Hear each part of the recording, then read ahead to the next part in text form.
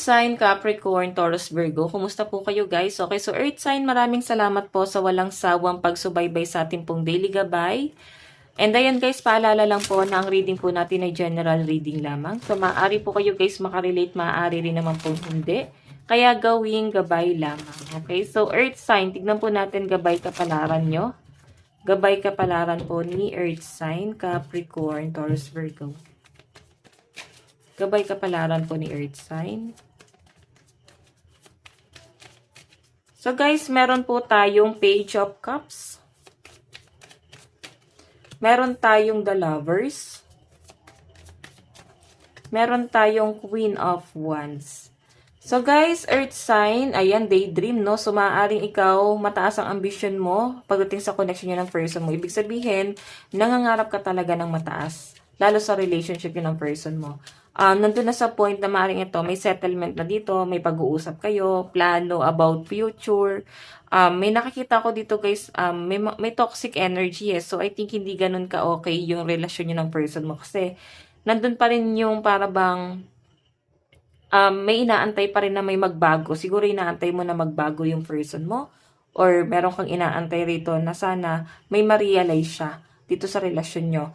Nakikita ko na parang kailangan ng mga earth sign ng pag-aalaga dito. Siguro meron kayong pinagdadaanan at yung person mo yung maaaring makatulong sa inyo.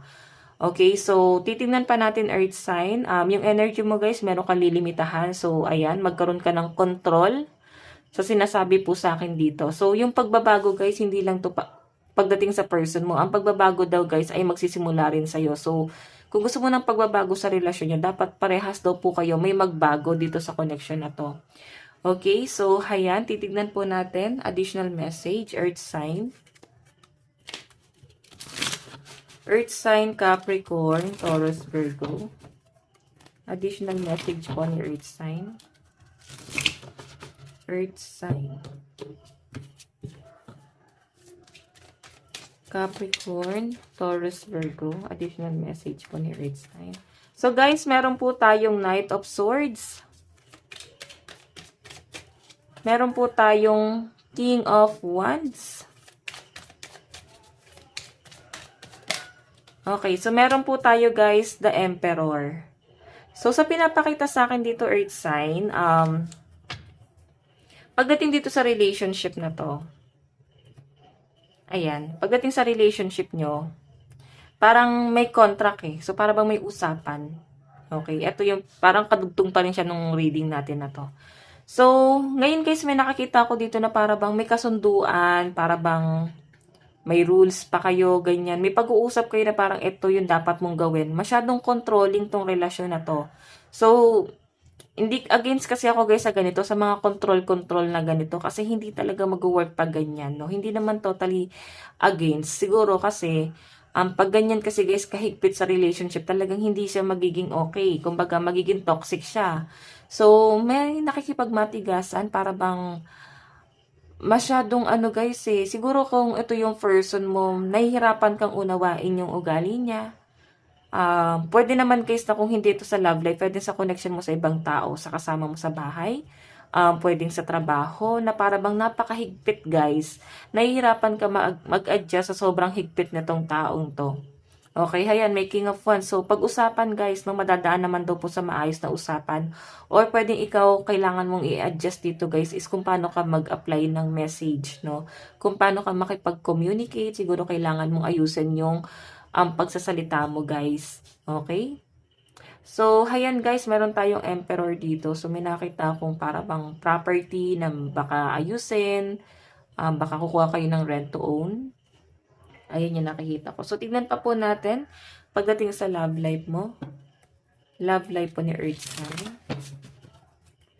Love life po ni Earth sign.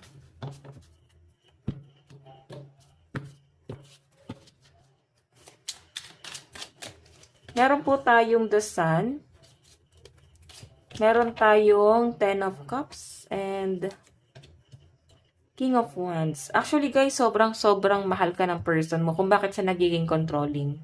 Okay, siguro gusto ng person mo na may magbago sa'yo. Oo, siguro may toxic behavior ka. Ayan. So, guys, trigger warning, no? Or pwedeng yung person mo yun, guys. Kasi may nakita akong pagbabago dito. Okay? Masyadong pasaway, masyadong matigas ang ulo. Yun yung nasa-sense ko. So, the sun, guys, ito, sobrang pagmamahal to. Para bang, sinasabi dito, earth sign, na para bang, ito na yung, ano mo para bang, end game mo. Parang ganun. Para bang, ito na yung final, ayaw mo nang sa iba, kundi sa person mo lang. Okay? Parang final na. So, kung bubuo ka ng pamilya dito sa person mo na to, sure ka na at i-workout mo na talaga, no? Kahit anong mangyari, i-workout mo na tong relasyon na to. Meron tayo, guys, King of Wands. Sobra yung pagmamahal mo. Pwede itong relasyon na to, guys. On and off po talaga siya, no? Matagal bago, guys, win-workout. So, maaaring ito, pwedeng ex mo yung connect mo. Pwedeng, ayan, nakikita ko, guys, na magkakaayos pa rin kayo. Tignan po natin sa daloy ng pera ng mga earth sign.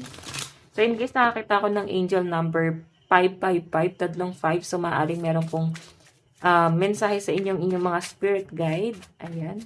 Tignan niyo po, guys, sa Google ano po ibig sabihin. Tignan po natin. Kaperahan ni earth sign, meron tayong the chariot. Napakabilis ng daloy ng pera sa mga earth sign. Mabilis din, guys, lumabas. Knight of Pentacles, ibig sabihin, mari iba sa inyo meron kang sisimulan na business dito. Pero hindi pa siya, guys, ganun lumalago, no? Siguro inaantay mo na lumago tong kaperahan mo. Okay? May nakikita ako dito, earth sign, na pagtsatsaga. Pagtsatsagaan mo talaga to kung ito ay business or pwedeng kung ito ay trabaho. Pwedeng magtitiis ka kahit maliit yung sahod kasi nakikita ko naman yung pagiging workaholic ng mga earth sign, yung pagtsatsaga nyo. Meron tayo, guys, 4 of swords. Ayan, nahihirapan yung iba sa inyo. Pwedeng ikaw ay may pinagdadaanan or hirap na hirap ka talagang gumalaw ngayon. Pwede, parang alam mo yung parang paralyzed. Siguro, meron ka pinagdadaanan, depression or anxiety. Hirap kang gumalaw or pwedeng may diferensya na, malabo na ba ang mata or hirap ng gumalaw, matanda na or ano. Kulang siguro sa exercise so kailangan nyo siguro, guys, gumalaw. Tignan mo, ninanamnam mo pa kasi, guys, yung sakit. 4 of swords, nahihirapan kang gumalaw or pwedeng wala kayong choice. Okay? Pwedeng meron kang inaalaga ang mga anak or may inaalaga ang kambaldado. Parang ganon. Pwedeng ikaw ay caregiver pala. Yun kasi nasasagap kong energy. Okay, so, guys, love advice. Love advice, meron po tayong worth waiting for. So, may pag-aantay. Di naman po nagmamadali yung iba sa inyo, guys. Meron po tayong stay optimistic about your love life. Positive thinking and faith will bring you romance. Ayan, think positive lang, guys, no? Huwag masyadong toxic, huwag masyadong conflict. Pwedeng tayo lang din yung gumagawa ng conflict. Okay, so tignan po natin. Mensahe sa inyo, advice po kay earth sign.